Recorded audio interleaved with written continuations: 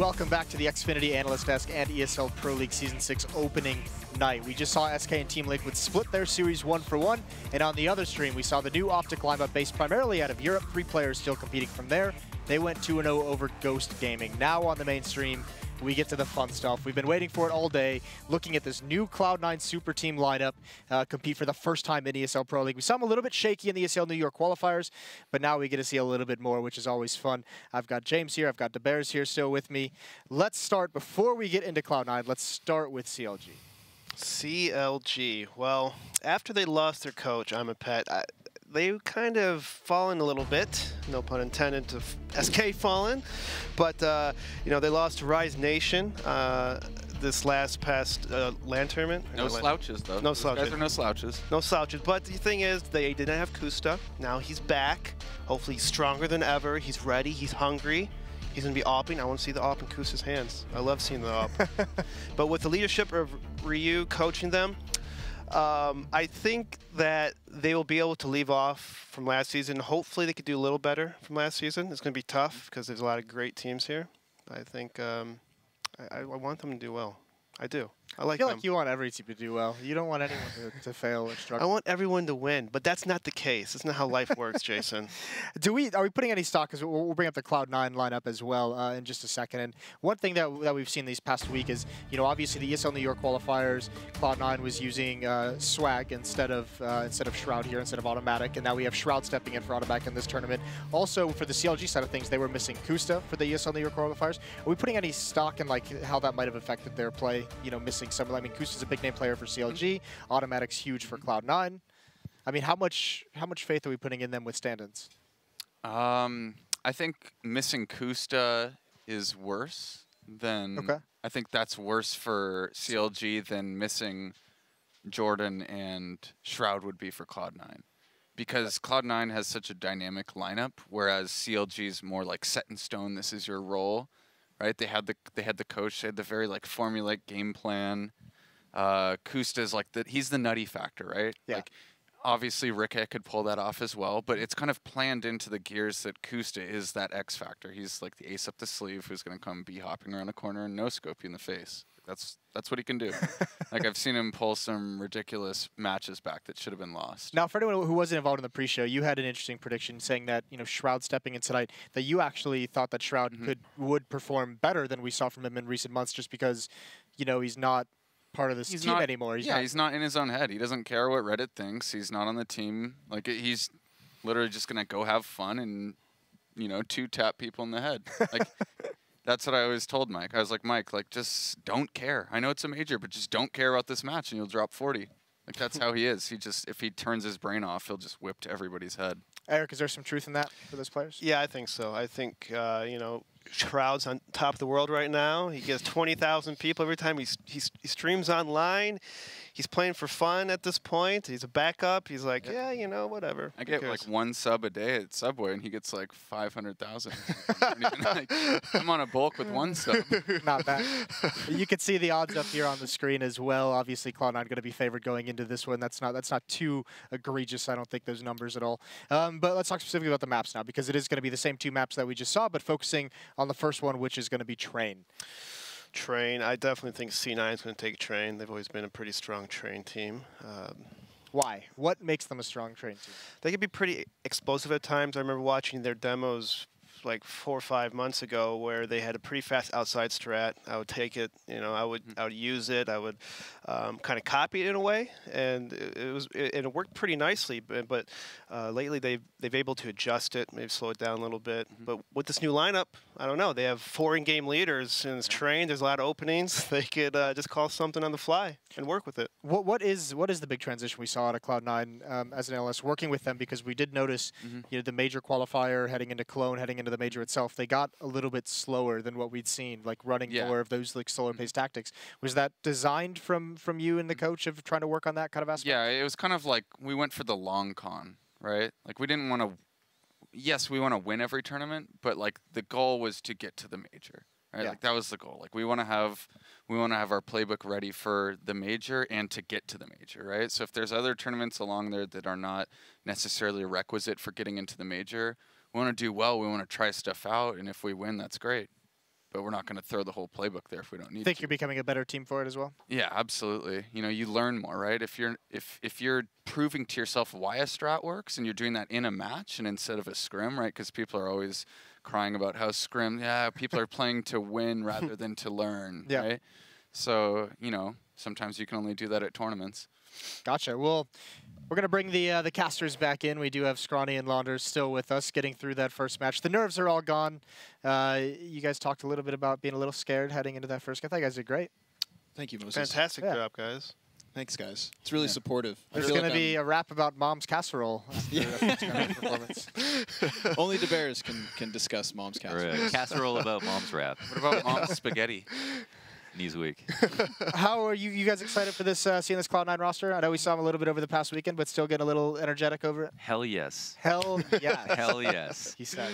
Yeah, I think if there's any match that, I mean, honestly, there's no shame in dropping them after Rise because Rise are insane. They're so good. Honestly, but I think, you know, CLG could just be one team or another in this match, and I think there is the opportunity for maybe just like Cloud9 to go completely off. Like, I really do see the chance that could happen. I love seeing the little Cloud9 logo shine in your eyes. You're such a bright little fanboy. I love it.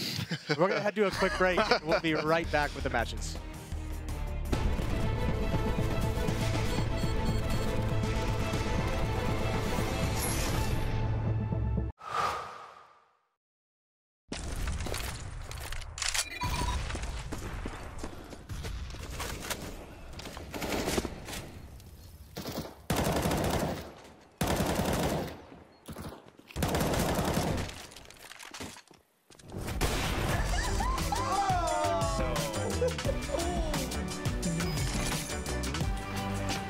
Game, record, and stream without compromise on Intel Core i7.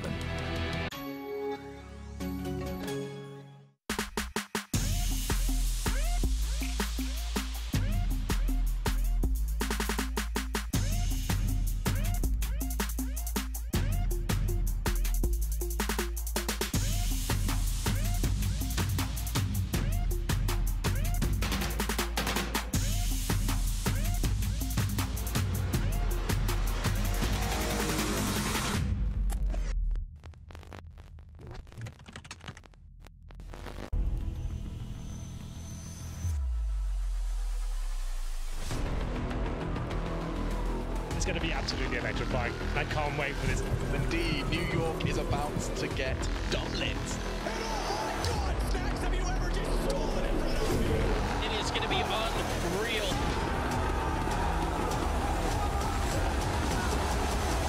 I'm telling you, this ESL, this is Electronic Sports League, is going to get nothing but bigger.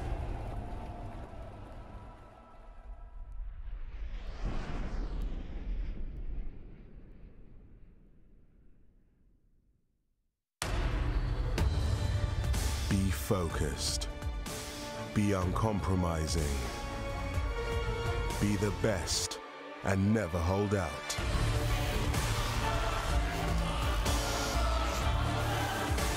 Pick your event. Place your bet. No matter who you are or what you're here for, it's our passion that unites us. Betway, for the love of the game.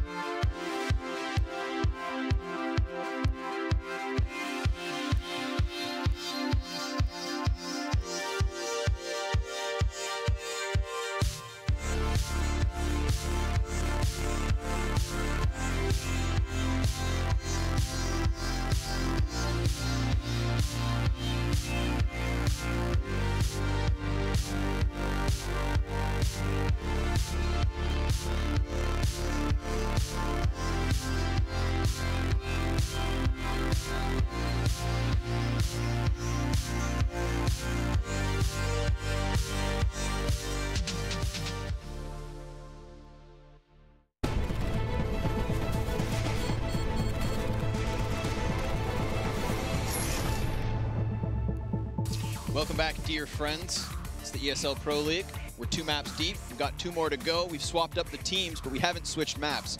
It's going to be Train and Cobblestone between the newly formed Cloud9 and the returning CLG. Yeah, and this is going to be the second thing that we see Cloud9 play in, obviously, after the New York qualifier. And versus CLG, I don't think they played against CLG in the qualifier, right? Rise eliminated CLG, who were on the other side of the bracket, and then never got that opportunity. So this is going to be interesting territory. Maybe they practiced against each other before, maybe they haven't. I think a lot of people would agree that this Cloud9 roster has the potential to be much better than CLG's. And I think this would be maybe one of the only times that CLG have the opportunity to pull an upset victory over them before that happens. Yeah, I think that, you know, the potential for Cloud9, I don't think it's going to be tapped just as of yet. I mean, I think it'd be a little unrealistic to believe that this unit's going to be able to gel itself in such a short period of time. Yeah. And I think that, you know, if we compare and contrast, say, the T side of Liquid versus what I expect here from Cloud9, think of those timings that we started to see Liquid hit towards the later portion of their half. When we saw, again, Stanislaw creeping out from Ivy in response to the T-con/ladder push. Like, they just had this kind of cohesion between their executions that I definitely don't think we're going to see from Cloud9 tonight. Again, you know, it's a newly formed roster. They're not going to have those very finely tuned moments, I don't think. Yeah. I would love to be blown away and be surprised by exactly that. But I think that if there is that kind of tactical or you know, smoothed out edge, that lies in the pocket of CLG. A team who, despite being versus Cloud9 on Train, they're no strangers to this map. Yeah, it's true. Now, the one thing that Cloud9 has going for them, if they ever did decide to make a roster change, is that their playstyle isn't all that complicated. So throwing 2 new people into the mix might not be that difficult. Train is going to really press that, however, with it being so large and complex, excuse me. The CTs, staying coordinated on a map like Train is incredibly difficult with the limited amount of information that you can have on it at any one moment, and how rotations are so important, even within sites. So that's where it could definitely get weird, and it'll probably come down to simply how comfortable Rush and Tarek are on Train individually, which we do know they play the map and they did like it. But definitely you wanna say CLG, if they ever have an advantage playing Cloud9, this is going to be one of the times. One of those moments where we saw Liquid pick up the win versus SK early on to start off the season. So CLG would love to get the harder matches out of their way as well. Cloud9 obviously poised to be one of those top-tier contenders. So, as you say, it's a great opportunity. We'll see what they can get done as this T side starts to unfold. Shroud on the receiving end of what could be a 3-man Ivy push. He's got Rush by his side, and Rush catches the first headshot as Shroud goes down. Kusta with a response, but Rush with another frag takes a flashbang to the chest and a bullet to the head. That's Ethan finding a kill as he entries from T-Con. Stewie next to the train stopper, then trading it back, but it's Ricky with a response, and now Cloud9 with a man advantage. The Australian himself is all that's left over. And Tarek peeks in from the bottom of ladder, spotted out, slightly tagged, but at least he's still standing. I think certainly one mistake that was made there was that Rush could have fallen off Ivy, looked for a new fight, knockout shot on the side of the head, and let Shroud take off that duel. But here's Ricky still looking like he could win that 1v2. However, Tarek, his first opponent at ladder, has now made his way around to the middle of the site, and here it is. Yeah, just a nice hold. A couple of really good shots. At this point, could go for a new fight. Shroud could come through that smoke and just fight as if he was, and then he could have looked through ladder, maybe got a 3rd kill, and that round wouldn't have been as close as possible. But here's the other thing. You know, this is two new players, and then Shroud, who has taken at the very least a little bit of a break. I mean, even last night on Twitter, Stewie was talking about how Shroud was going to play and then how Swag was going to play, but then Swag wasn't allowed to play because they decided to try to add a player after the roster lock, and then Shroud is back in, so who knows how prepared he is. He definitely knows this map along with this, but he doesn't maybe know with his new teammates and potentially having his spot changed around a bit. Well, for now, he's still going to play Ivy, where he generally tends to be, so at least he's in his comfort zone. Unless Counter Logic Gaming can throw a wrench in the works, start pulling him off of this position. But speaking of positions, we've got Tarek already poised for a very fast flank onto what will be the 5-man B push. CLG having no presence anywhere else. I mean, this is all they've got. With a single flashbang as well, they're just going to have to flood the bomb site and hope desperately for the plant, which has been tasked to Kusta. FNS to lead the charge, but Stewie comes to the top side as Rikke finds the frag. CLG are going to double back, keeping eyes on flank, as they will certainly find this plant, but Tarek reveals himself with 1 kill as Skadoodle deals damage and drops down below. Ethan up high, now taken out, and that's the entirety of CLG cleaned up. I think Skadoodle had like 300 ADR on that round, no kills. That's pretty funny. It made it really easy to clean up, saved a lot of his teammates' lives most likely, and fortunately for CLG, getting that inner plant. And I just want to talk for a second about how the inner plant is so funny, because it's clearly the better site to go to when you're saving on train. But you can't always go there, because if it was known that every team always goes inner on train for a plant, then all you'd have to do is play 5 players there. And so it's this kind of funny, interesting mind game where you're either trying to go inner, or you're trying to make it seem like you're not going to go inner so that you can go, or you don't go because you're so convinced the other team will 100% stack it. And sometimes teams will play all the way back and let you get the plant because of how dangerous it gets in the after plant, or how easy it is, excuse me, to retake. But nonetheless, CLG do get a plant in a way that a lot of teams are able to do it. And move towards inner for a second one. And here's that single flash. That can make a big difference. I think Stewie's got a really safe spot at the back of bomb train. Teammate on fast rotate and ladder control, so they know if it's not going to be a fake.